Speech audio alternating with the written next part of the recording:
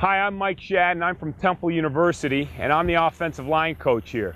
What we're going to try and do today is put together a run blocking video. Should demonstrate some techniques, some coaching points, some subtleties in the game, so that it's going to try and make your high school or college football team a better run blocking team.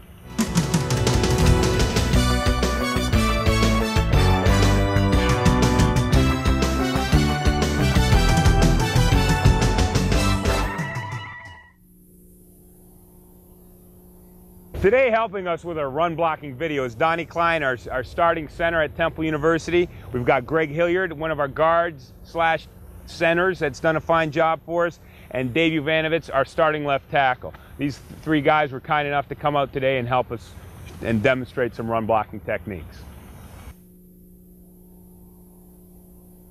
Today we're going to talk about body position with regards to blocking. Body position is a very important thing. It's important for pass blocking, it's important for run blocking. We're going to focus mainly in this section in run blocking.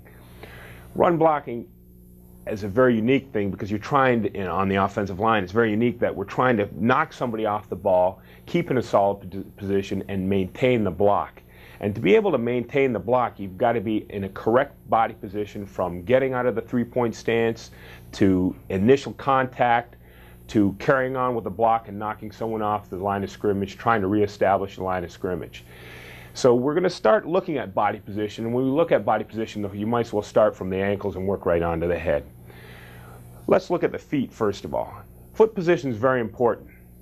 You've got to be able to work off the balls of your feet while maintaining a flat foot upon the ground.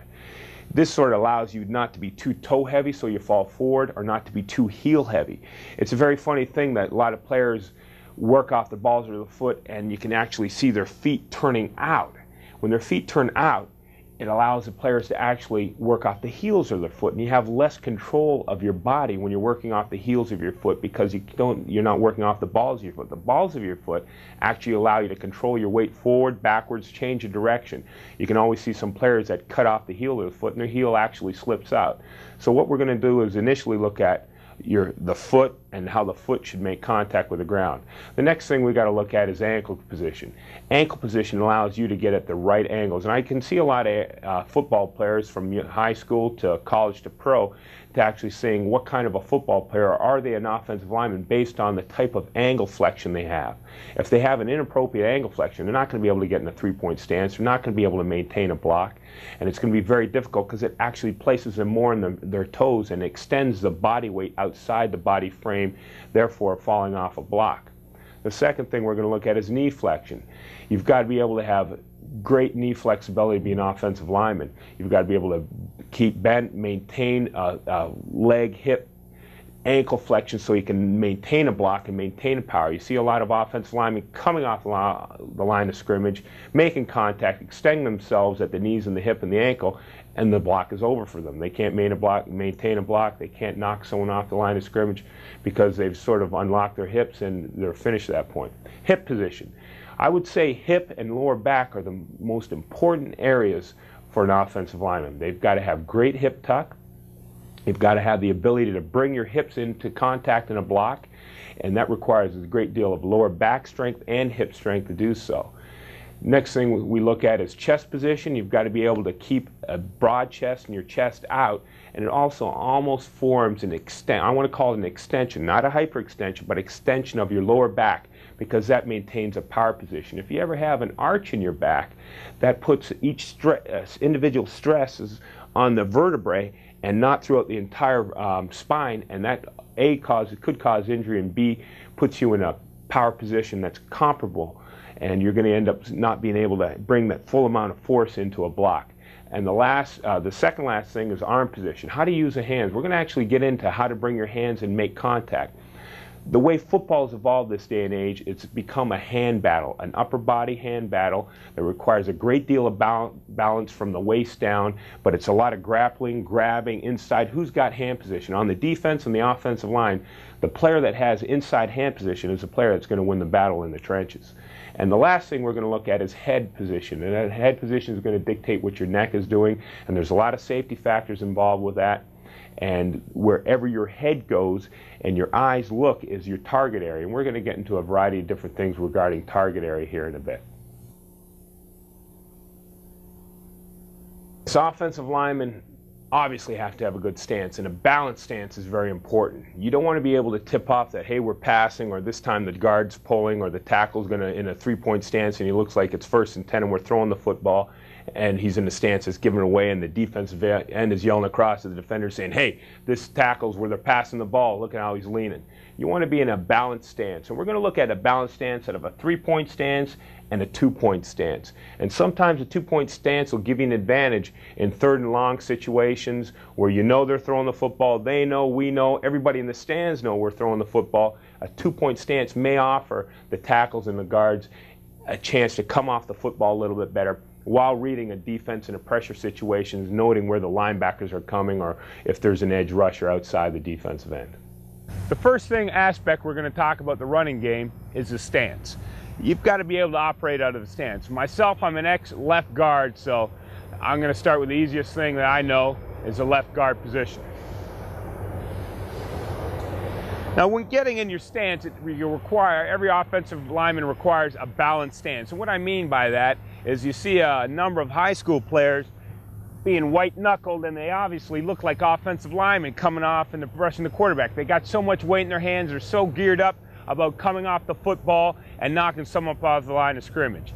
When you get into higher level footballs, you actually have to have a balanced stance. It's not giving away your pulling action, not giving away that you're blocking a cutoff block or having a scoop to the backside. You've got to have it balanced so that the defensive lineman doesn't have any pre-snap cues. All right, the 3-point stance. I like to start off with a toe to the ball of your foot relationship here, so that you've got a balanced stance. And if you're on the left-hand side of the line, you're going to put your left hand down.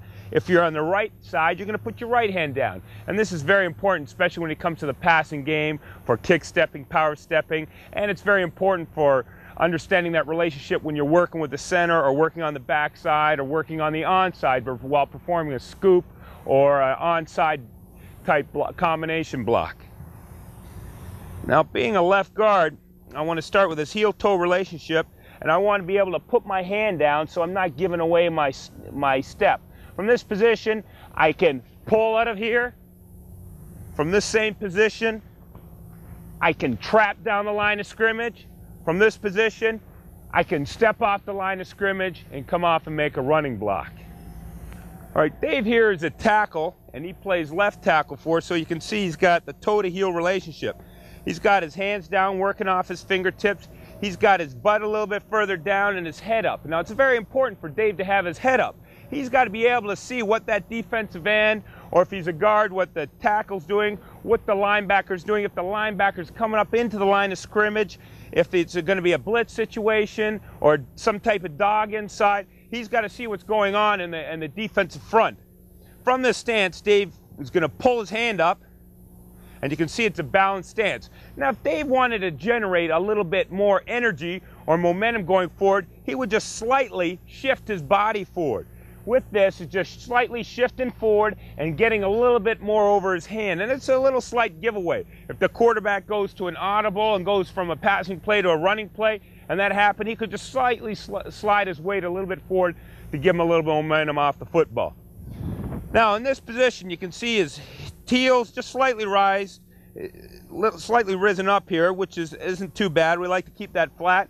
He's got his other foot flat. He's got his head up, and he's like to get him a little bit more flatter back. There we go.